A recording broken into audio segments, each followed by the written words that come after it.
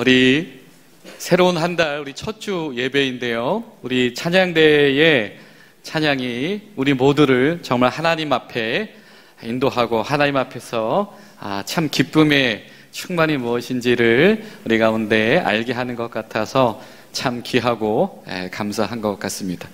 제가 올해 들은 찬양 중에 오늘 제일 좋았던 것 같아요. 다음 주에는 더 좋아질 줄로 믿습니다. 찬양 대원들만 하시고 제가 이렇게 좀 전에 봤거든요. 이렇게 봤는데 화면 보시면서 찬송 이렇게 하시는 분도 계시고 이 찬양대 보시는 분도 계시고 어떤 분이 이거 보고 계시더라고요. 저는 여기도 화면이 있거든요. 이거 약간 삼위일체 느낌인데 여러분, 우리가 이 찬양할 때 우리 찬양대는 예배를 돕는 자들이죠. 믿으십니까? 찬양대가 찬양할 때에 여러분, 우리가 같이 입술 열어서 찬양하지 못할 수도 있지만 때론 그 가사에 또 사실은 이 음료를 준비하는 것도 정말 보통 일이 아니에요. 그렇죠? 이 배 짜듯이 이 가로실, 날실, 배실 배 짜듯이 하나하나 교차해서 하고 이 화음 쌓는 게 저 쉬운 일이겠습니까? 저거 이 지휘자님이 사실 만만한 분이 아니신 것 같은데 이 아주 엄격하시더라고요. 아까 보니까 몇 마디 다시 해 막 이러시더라고요. 보니까 여러분, 우리가 그런 생각을 합니다. 우리 찬양대가 예배를 준비하는 것처럼 예배에 나온 회중들이 나의 마음을 또는 묵상을, 기도를 준비하고 나올 수 있다라고 한다면 이 자리에 참여 우리 모두의 예배가 감격이겠고 하나님 앞에서 기쁨이 충만하겠다라는 믿음을 가집니다. 여러분, 이번 한 달 동안에 저 여러분이 모여서 예배할 때마다 우리가 모든 시간을 하나님 앞에서 잘 준비해 나와서 이 시간에 우리가 기쁨으로 충만해져서 돌아가실 수 있게 되기를 예수님의 이름으로 축복합니다. 아멘. 요한복음 4장의 말씀을 오늘 읽었습니다. 요한복음 4장을 읽다 보면 우린 예수님의 한 가지 성품을 만나게 됩니다. 그것은 무엇이냐면 예수님은 굉장히 관계 맺는 것을 좋아하신다라고 하는 겁니다. 그리고 예수님은 그 관계를 통해서 주님의 동정하심 그리고 주님의 사랑하심을 드러내기를 원하시고 궁극적으로는 주님은 초청하기를 원하신다라고 하는 겁니다. 우리가 벌써 지난달이 되었지만 이 요한복음 3장의 이야기와 4장의 이야기를 묶어서 읽으면은 은혜가 배가가 됩니다. 3장에서 우리 만났던 한 남자가 있었지요. 그는 주류층이었고 그는 굉장히 존경받을 만한 남성이었습니다. 오늘은 요한복음 4장에서는 한 여인이 예수님 앞에 등장을 합니다. 이는 지난주 유대와는 완전히 반대가 되어지는 이 사마리아 지역에 거하는 사람이고 여인이고 그 중에서도 가정을 채 꾸리지 못하여서 이 사회 구성원으로서의 기초적인 어떤 자격 요건도 구비하지 못한 바로 그 여인입니다.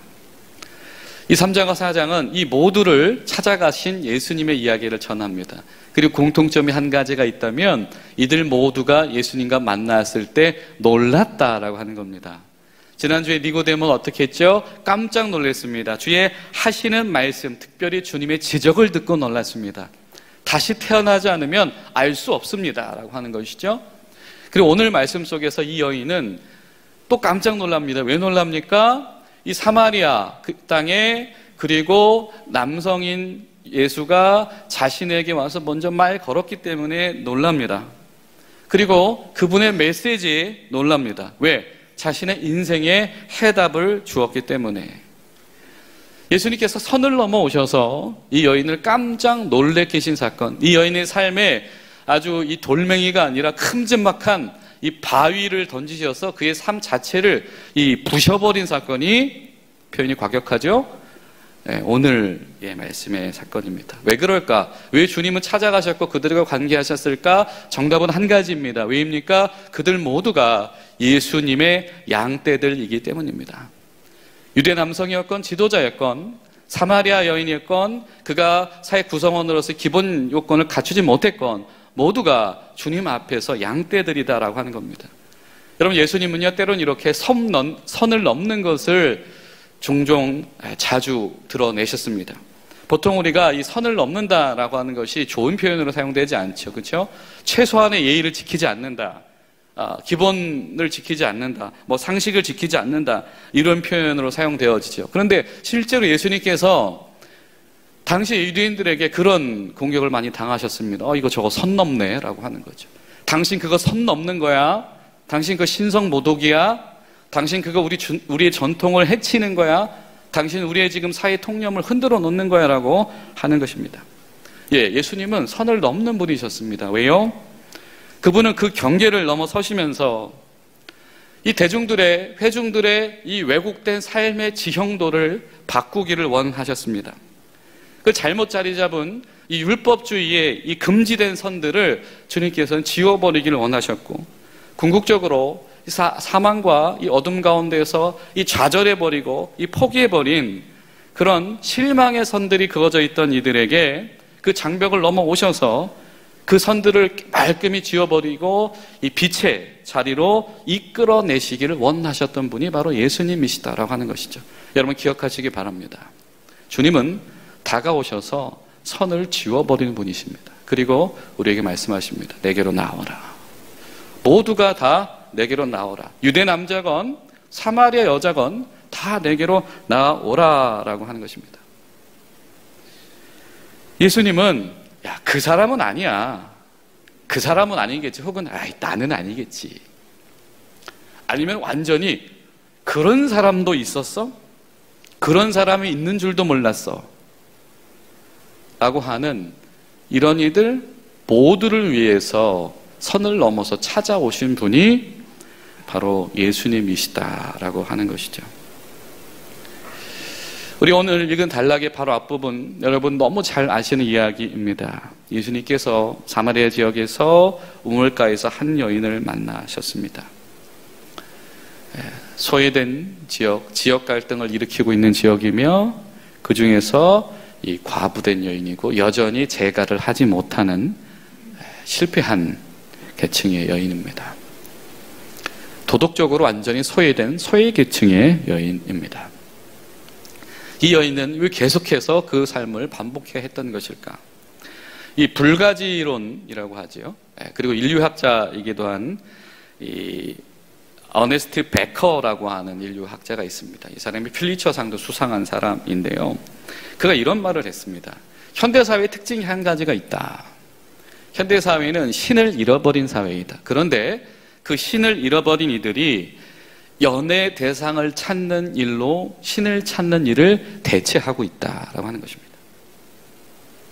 자기의 관심과 주목과 영광을 주어야 될 신 대신에 연애 대상을 찾고 그를 통해서 자신의 삶을 채우는 일에 몰두하고 있다. 그럼 이것이 소위 오늘날 이 하나님 없이 사는 사람들, 그리고 자기 만족을 위해서 사는 사람들이 가장 두드러진 특징 중에 하나인 것 같습니다. 자, 그런데 이것이 현대인들만의 문제는 아니었던 것 같아요.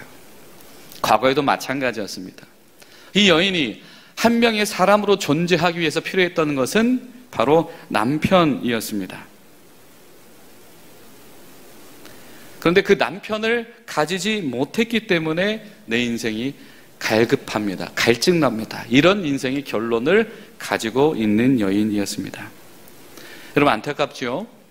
여러분 하나님의 형상을 닮아서 하나님께서 반려자로 주신 우리 인생의 동반자는 이 하나님의 평안, 하나님의 샬롬, 온전함을 더 풍성하게 누리게 하고 지키게 하는 동역자이면서 서로 통로인 것입니다.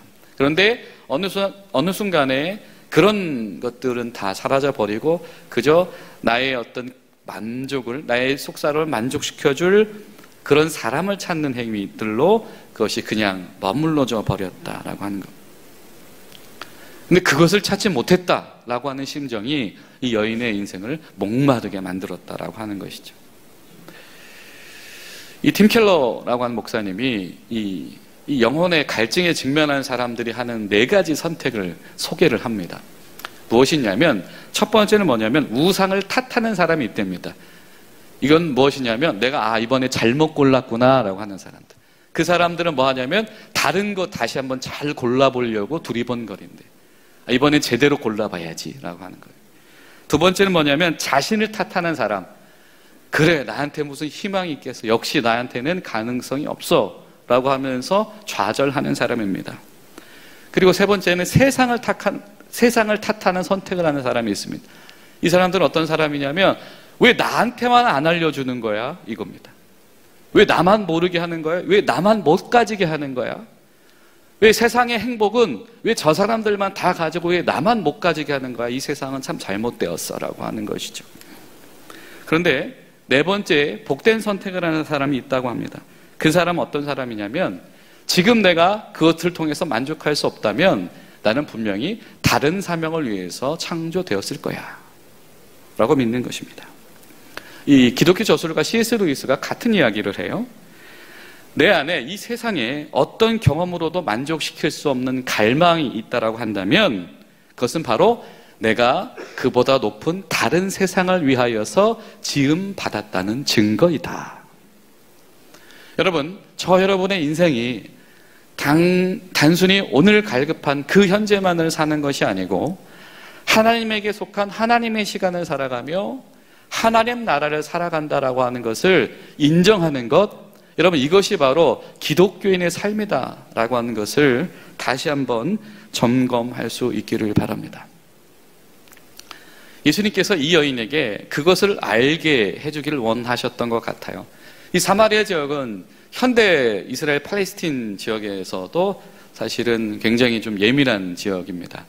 이스라엘 북쪽 그리고 요단강 서쪽 지역 이쯤 되는 것, 여기가 여러분 이 사마리아 지역이라고 생각을 하시면 되는데요. 지금도 정치적으로 경제적으로 그렇기도 하지만 과거에도 그랬습니다. 쉽게 얘기하면 지역 갈등이 심했던 겁니다. 남쪽 유다와 이 사마리아 지역에 거주하는 사람들의 지역 갈등이 심했었는데 그것이 아주 극대화되었던 것이 예수님 시대입니다. 그러니까 헤롯 대왕 저술가들에 의하면 헤롯 대왕 사후한 12년 정도 됐을 때에 이 사마리아 사람들이 이 6월절에 이 유대인의 회당과 성전에 몰래 쳐들어가서 난입해서 테러를 저지릅니다. 막 시체와 뼈다귀를 막 집어 던진 겁니다. 이거는 있을 수 없는 일을 벌인 거죠.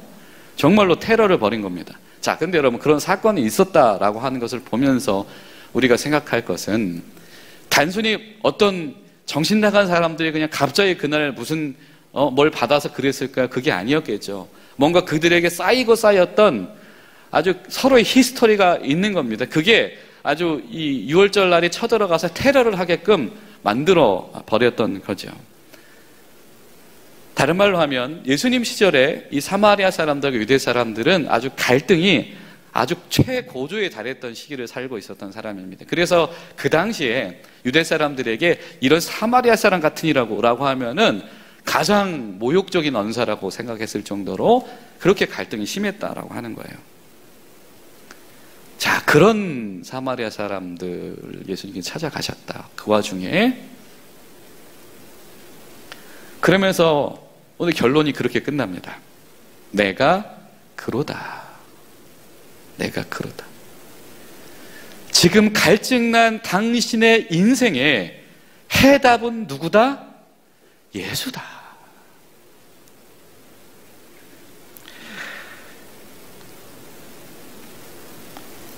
여러분 이 여인에게도요 히스토리가 있어요. 최소한의 삶의 안전장치를 가지고 싶었어요. 남들 다 가진 남편 가지고 싶은 게 뭐 죄입니까? 여러 차례 시도했죠. 그리고 남편이 없으니까 이 공동체 일원으로 살아갈 최소한의 기본 자격이 안 돼요. 모든 어떤 사회적인 제도 복지에서 완전히 논외가 되어버립니다. 그러니까 이 남편 한 번은 가져야 될 것 같은 얼마나 갈증이 있었겠어요. 그러다 보니까 이 남편 가지고 싶어서 여러 남자들한테 의지하는 거 충분히 이해가 됩니다. 자, 이 여인에게 인생의 목적이 생겼습니다. 남편을 가지는 것이다. 내가 그래서 남편을 가지지 못해서 내 인생이 갈증나는구나 라고 하는 인생의 목표가 생겼습니다. 그런데 대뜸 예수님이 오셔서 거기다 대고 그냥 바위 덩어리를 던지십니다. 너 남편 좀 데려와 봐라. 형편없는데요. 자, 그런데 예수님께서 이 여인에게 선 넘어서 가신 사건을 통해서 놀라운 변화가 시작되어지는데, 이 여인에게 희망이 보여지기 시작을 합니다. 혹시 선지자이십니까? 하나님의 말씀을 대언하는 사람이잖아요. 뭔가 지도력을 발휘하는 사람이잖아요. 이 말이 무슨 얘기일까요? 저는 이렇게 바꿀 수 있는 것 같아요. 그러면 저 좀 구출해 주세요. 이 여인이 하다 이제는 너무 힘드니까 말하는 거예요. 그러면 당신이 저 좀 구출해 줄 수 있나요? 라고 하는 겁니다. 이 여인은 이미 예민한 아주 영적인 후각을 가지고 있습니다. 뭔가 낌새를 맡았어요. 냄새를 맡았어요. 너무 갈증하다 보니까 하나님께서 그에게 긍휼을 베푸셔서 냄새를 맡았어요. 아, 이번이 마지막 기회인가? 이번이 기회인가? 냄새를 맡았습니다. 그랬는데 지금까지는 그 갈급함이 이 후각을 예민하게 만들었을 때는 이 사람인가? 저 사람인가? 여기에서 도움받아야 되나? 저기에서 도움받아야 되나? 그러다 보니까 여러 번 이 결혼의 시도를 하는 사건으로 사용되어졌다라고 한다면, 이제는 그 예민한 후각이 진정한 해결책에게 접근하는 방향으로 사용되어지기 시작을 합니다. 예수님께서 단도직입적으로 제시를 하세요. 네 영혼의 갈증이 해결되기 위해서 어떻게 해라? 제대로 예배해라. 제대로 예배하는 사람이 생명수를 마실 수 있다. 지금까지 당신이 해결책인 줄 알고 들이마셨던 물은 살아있는 물이 아니었어. 그러니까 당신을 살릴 수 없었지. 그런데 예배하는 사람은 생명 있는 물을 마실 수 있다라고 하는 거예요. 그러니까 여인이 바로 질문합니다. 제대로 냄새 맡고 따라오지요. 그럼 어떻게 예배해야 될까요? 사실 우리 동네 사람들은, 사마리아 사람들은 이 산에서 예배하면 된다라고 말하는데, 당신네들은, 유대인들은 예루살렘 성전에서 예배해야 된다라고 말하지 않습니까? 히스토리가 있습니다. 서로의 히스토리가 있어요. 똑같이 한 하나님을 예배하면서도 지역 갈등이 그 하나님을 넘어서지 못하고 있는 그 상황 속에 이 사람들이 있는데, 그 각자의 히스토리들이 있어요. 여러분, 우리도 마찬가지 아닙니까? 우리 한 분 하나님 앞에 있지만 서로 다른 히스토리들이 있어요.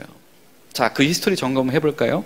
자, 이 얘기가 왜 나왔냐면, 이 얘기가 어디에 써 있냐면 사마리아 오경에 써 있는 얘기입니다, 여러분. 사마리아 오경. 사마리아 오경에 어떤 내용이 있냐면, 너희는 이제 그 돌을 잘 준비하여서 철제로 포장하지 말고 그 돌로 제단을 쌓고 여기를 하나님의 성소 삼아서 번제물을 드리고 그 제물을 나눠 먹어라 라는 사마리아 오경이란 책에 이 그리심산에서 제단을 쌓아라 하는 얘기가 나와요. 그러니까 이 사람들은 우리 동네가 옛날에 아브라함이 거처를 마련했던 데고, 실제로 요셉 지파 후예들이 살던 데 인근이고, 야곱의 우물이라는 우물도 있다고 그러잖아요. 오늘 말씀 보니까. 그리고 우리 말씀도 있고 당위성이 있어. 그러니까 여기서 하는 거지. 그런 일들이 펼쳐지고 있었다. 여러분, 이 일이 왜 있냐면, 고고학자들이 이 사마리아 지역에서 발굴을 했는데, 주전 5세기 전 가량의 이런 이 제단의 유물들이 많이 발견이 됐습니다. 여러분, 근데 이때가 언제냐면 에스라 느헤미야 직후예요. 에스라 느헤미야. 여러분 아시죠? 무슨 일이 있었습니까? 바사 왕국 페르시아로부터 1차, 2차, 3차 기한해서 성전을 짓고 성벽을 보수하면서 안식일을 회복하고, 그렇죠? 예, 신앙을 회복하려고 노력을 했던 것이 느헤미야 시대의 사건 아닙니까? 그때 우리가 그 감격을 경험하죠. 오늘 기쁨으로 충만한다 찬송을 했는데, 그 이상의 측면이 느헤미야에 등장합니다. 이 사람들이 수문학 광장에 모여서 하나님 앞에 회개하면서 눈물로 예배 드릴 때 모든 사람이 울며 감격하고 막 예배 드렸다는 표현이 있잖아요. 자, 그런데요, 그렇게 느헤미야 중심으로 똘똘 뭉쳤던 사람들이 한 12년 지나고 느헤미야가 이제 정치인이니까 복귀를 하죠. 하고 났을 때 급격하게 이 신앙 공동체가 흔들리기 시작을 합니다. 그러면서 뭐가 뜸해지기 시작을 하냐면 예배, 제사가 뜸해지기 시작을 해요. 그러다 보니까 제사장들이 할 일이 줄어들기 시작을 하고요. 레인들이 잡을 잊어버린 상황이 찾아옵니다. 그러다 보니까 이 레인들이나 제사장들이 다른 일들을 하기 시작을 해요. 그 시절에. 그리고 레인들이 하지 말아야 될 이 말씀에 어긋나는 결혼을 해서 그냥 가정을 꾸리고 일반인으로 살아가고 뭐 있습니다. 근데 그때에 이 사마리아에 있던 사람들이 그 모습을 보고 이 레인들을 채용한 거예요. 제사장들을 불러옵니다. 그들 통해서 율법을 각색해서 자신들만의 율법을 만들어요. 그리고 자신들만의 전통을 만듭니다. 그게 그 사람들만 가지고 있었던 사마리아 오경이란 거예요. 근데 거기에 써 있는 거예요. 이 산에서 예배를. 우리 어차피 가지고 있어. 이 스토리가 있는 겁니다. 근데 여러분, 이거 비판적으로만 볼 수 없을 것 같아요, 저는. 나름대로 노력한 거 아니겠습니까? 어떻게든 살려보려고 한 거잖아요. 그렇죠? 서로 입장은 달랐지만 각자의 자리에서 어떻게든 최선을 다해서 살아보려고 했던 거였을지 몰라요. 여러분, 교회를 보면 히스토리가 다 있어요. 그렇죠? 요즘 기지교회를 다 다녀봐도요, 그 교회 역사의 증인이신 성도님들이 계세요. 때로는 예비역이 되셔서 나가신 분도 계시고 아직도 오랫동안 남아있는 분들도 있지만, 또 이 자리에 앉아 계신 분들도 지금은 그냥 조용히 회중으로 이렇게 다니시지만 언젠가 어느 시점에서 정말 헌신적으로 무엇인가 주님의 교회를 위해서 애썼던 이들이 있단 말이죠. 네.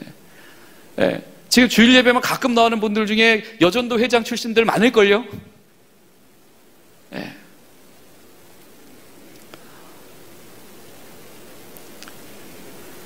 네, 맞습니다. 애쓴 건 맞아요. 그랬는데 그것만 가지고 되어지지 않는, 해결되지 않는 갈증이 있다라고 하는 것입니다. 거기에 대해서 예수님께서 이렇게 말씀을 하세요. 이 산이 문제겠냐? 저 산이 문제겠냐? 얘기는 뭐예요? 너희들이 지난 그 수고가 중요하겠냐? 저들의 지난 수고가 중요하겠냐? 아니다. 그것보다 더 중요한 것이 있다. 그것이 무엇이다? 영과 진리로 예배하는 것이다. 이제는 그냥 이렇게 우리 애써 왔어요. 그 정도가 아니고, 나도 한때는 열심히 했어요. 그게 아니고, 그걸로는 갈증이 해결이 안 돼서 영과 진리로 예배해야 되는 시기다. 그리고 영과 진리로 예배하는 사람만이 인생의 갈증을 해결할 수 있다. 여러분, 영으로 예배하는 건 무엇입니까? 하나님의 인도하심 가운데 예배한다라고 하는 거 아니에요? 여러분, 예배하실 때 여러분 어떻게 예배하십니까? 왜 예배하십니까? 예배에 왜 참여하십니까? 하나님을 기쁘시게 하기 위해서 참여합니까? 오늘 찬양의 가사가 너무 좋아요. 그래서 여러분, 예배는 하나님을 기쁘시게 하는 것이 예배인 줄로 믿습니다. 우리 하나님께 드리는 것이죠. 여러분, 찬송을 하나님께 드리고 기도를 하나님께 드리고 말씀 앞에서 여러분의 생각과 결단과 삶의 방식을 하나님께 드리고, 이것이 예배입니다. 예배는 누가 인도자 되십니까? 누가 주인이십니까? 오직 하나님이십니다. 예수님만 바라봅니다. 제가 일전에요, 저 오후 예배 때 잠깐 얘기를 드렸었는데, 제가 전에 근무했던 비행단에서 시무식을 할 때에 이 로우택시라는 것을 할 기회를 얻었습니다. 그래서 팬텀기 후방석에 이렇게 앉아볼 기회를 얻었었는데요. 그때 제가 너무 인상적으로 깜짝 놀랐어요. 뭐냐면 이 비행기가 생각보다 너무 쇠덩이더라고요. 제가 상상했던 것 이상으로 그냥 쇠덩이에요. 그래서 야, 이걸 타고 어떻게 올라가지? 이거 무섭지 않을까? 뭐 이런 막 복잡한 생각들이 들었어요. 대단하다. 그 시무식이 끝나고 나서 이게 지휘관 분들하고 이제 차를 마시는 시간이 있었는데, 그 얘기를 하다가 문득 한 가지 궁금증이 저한테 더 생겼습니다. 뭐냐면 더 제 고민이 심각해진 거예요. 야, 이 쇳덩이를 타고 하늘로 올라가는 것도 이거 걱정스러운데, 만약에 하늘 올라갔는데 기상이 안 좋으면 어떡하지? 저는 너무 불안할 것 같은 거예요. 그래서 이제 그 이야기를 했더니 우리 전대장님들이 이제 돌아가면서 이렇게 전문적인 얘기를 이렇게 해 주셨어요. 근데 기억은 잘 안 나요. 근데 한 분 이야기가 아직도 기억이 나요. 심지어 그분이 지금 현재 제 소속 부대 지휘관이세요. 종교는 다르시지만 그분이 그러더라고요. 목사님, 우리는 1번기만 보고 갑니다. 그러시더라고요. 그게 짧은 한마디였는데 저한테 많은 울림이 있었어요. 뭐 기술적으로, 전술적으로 어떻게 의도하신 건지는 제가 정확히 모르겠어요. 그랬는데 우리는 1번기만 보고 그 구름 속을 지나갑니다. 우리는 1번기만 보고 같이 비행하면서 같이 보조를 맞추면서 그 기상을 통과해 나가고 착륙합니다. 이 얘기를 하시는 거예요. 근데 제가 딱 그 얘기를 듣는 순간 저분이 종교는 다르시지만 이거는 우리 기독교인들의 신앙의 지표다.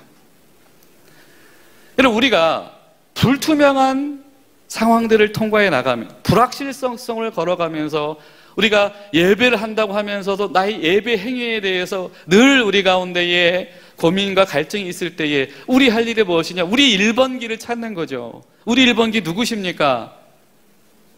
우리 주 예수 그리스도, 살아계신 하나님, 우리 함께 하시는 성령님 아니겠습니까? 할렐루야. 우리 예배 가운데 우리 1번기를 늘 주목해야 되는 것이죠. 그것이 바로 영으로 드리는 예배입니다. 진리로 예배를 드려라. 예배하고 싶은 대로 하는 거 아니에요. 그냥 종교 행위가 아닙니다. 그냥 북치고 장구치고 그냥 단순히 감정의 격변이 일어나는 것이 예배가 아닙니다. 예배는 말씀 안에서, 말씀을 다루면서, 말씀 안에서 하나님을 경험하고 말씀 안에서 타당성이 다루어져야 됩니다. 여호와의 이름을 망령되이 일컫지 말아라. 그런 자들은 죄 없다 여김을 받지 못할 것이라. 하나님을 소환하는 것이 예배가 아니고요, 하나님 말씀 앞에 우리가 순종해 나가는 것이 예배입니다. 여러분, 기억해야 될 것이 있습니다. 우리가 수요일마다 지금 레위기 말씀을 나누고 있거든요. 그렇죠? 여러분, 레위기 궁금하신 분들은 수요 예배에 참여하시고 온라인으로 오시면 됩니다. 이 구약의 제사를 통해서, 또 신약 성경에서 예수님을 화목 제물이라고 표현하신 부분들에 대한 이야기를 나눈 적도 있고, 우리가 여러분, 예수님이 제물이 되셨다라고 하는 표현이 성경에 자주 등장을 해요. 자, 그런데 여러분, 제물이 왜 필요합니까? 이 제물 가지고 제사 드릴 때 뭐 하는 거죠? 뭐 하는 겁니까? 부정을 정결하게 하려고 하는 거예요. 부정하다라고 하는 게 뭐냐면, 쉽게 말하면 자격이 없다는 뜻입니다. 그러니까 부정을 정결하게 하는 제사를 왜 드리냐면, 하나님 앞에 설 수 있는 자의 자격을 회복하는 게 제사예요. 죄를 지었잖아요. 말씀을 어겼잖아요. 그러니까 이 사람은 하나님 앞에 설 수 없는 자격이 없어진 거예요. 그러니까 하나님 앞에 그냥 무턱대고 나오면 안 돼요.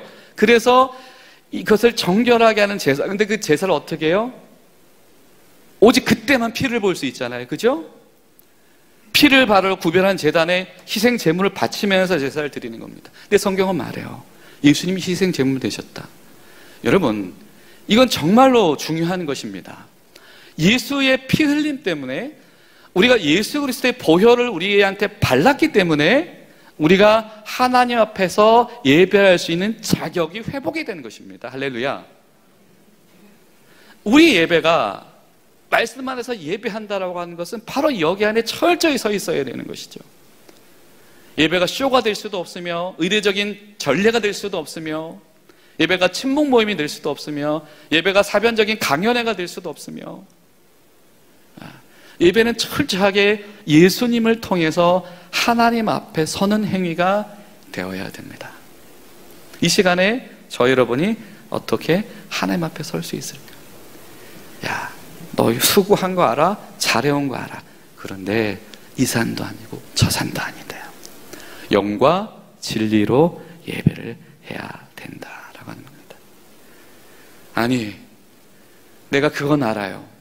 메시아가 오시면 이런 일이 일어날 수 있다는 것, 이런 얘기 들을 수 있다라고 하는 것, 메시아가 오시면 나도 구출될 수 있다는 생각 나 해본 적이 있습니다. 이 여인이 말할 때 예수님 뭐라고 말씀하세요? 내가 그렇다. 여러분, 우리의 해답은 예수 그리스도이십니다. 예배가 온전한 자는 해답이신 예수 그리스도를 소유한 자이고 예수 그리스도를 만난 자입니다. 예배 가운데에, 우리 가운데에 갈급이 해갈되어지지 않는다면, 여러분, 우리는 예수님 십자가 부활의 사건 앞에서 철저하게 예수님을 만나셔야 됩니다. 예수님이 없이는, 해답이신 예수님이 없이는 우리가 우리 영혼의, 우리 인생의 해답을 얻을 수가 없다라고 하는 것이죠. 자, 예수님이 이해하게 해주려고 이 여인에게 돌을, 짱돌도 아니고 집채만한 바위를 던지셔갖고 남편 데려와 그런 거예요. 여러분, 그런데요, 화재 난 건물에서 죽지 않으려고 살아남으려고 난간 잡고 아무리 버텨도 살 수가 없어요. 구조되려면 어떻게 해야 되죠? 구출되려면 그 난간을 놓고 구조대원의 손을 잡아야 구출될 수 있습니다. 아무리 난간 세게 부여잡고 있어도 결국엔 죽어요. 예수님께서 지금 강제 개입하신 거예요. 이 여인이 너무 애쓰고 있으니까 그냥 집채만한 바위 집어 던져서 남편 데려와 그래 놓고, 야, 남편이 아니고 나야. 그랬더니 어떻게 됩니까? 이 여인의 삶이 바뀌죠. 바로 바뀝니다. 어떻게 됐어요? 나는 사람들에게 인정받지 못해서 사람들 눈에 나갈 수도 없어서 몰래 숨어서 이거 물들어 오던 여인이 갑자기 사람들 회중 속에 뛰쳐나가서 저 사람이 메시아입니다. 이 여인의 인생에 있을 수 없던 사건이 일어나요. 저들이 나를 우리 마을의 구성원으로 인정하던 안 하던 상관없이 자기 인생을 살 수 있는 여인으로 이 즉시 바뀌어집니다. 사랑하는 여러분, 이번 한 달 동안에 우리 중앙교회 가운데에 바로 이 해답이신 예수님 손 잡으러 나오는 사건이 끊임없이 계속되어지기를 간절히 소망합니다. 유대인이 되었건 사마리아가 되었건 다 와라, 다 와라. 그거 놓고 내 손 잡자. 이 안에서 승리하시는 한 달 되시기를 예수님의 이름으로 축복합니다. 기도하시겠습니다. 좋으신 하나님, 주님 감사합니다. 주님, 우리가 주님 알게 하시려고, 우리가 주님 손 잡게 하시려고 우리 삶 가운데에 예리한 칼날과도 같은 이 큰 돌을 던지시는 것을 우리가 다시 한번 주목합니다. 이러한 노력도 아니며 저러한 노력도 아니며 오직 한 분이신 예수님 앞에서 영과 진리로 나와서 끊임없이 애쓰는 예배자 되는 우리 중앙교회 될 수 있도록 저희를 붙잡아 주시옵소서. 예수님의 이름으로 기도하옵나이다. 아멘.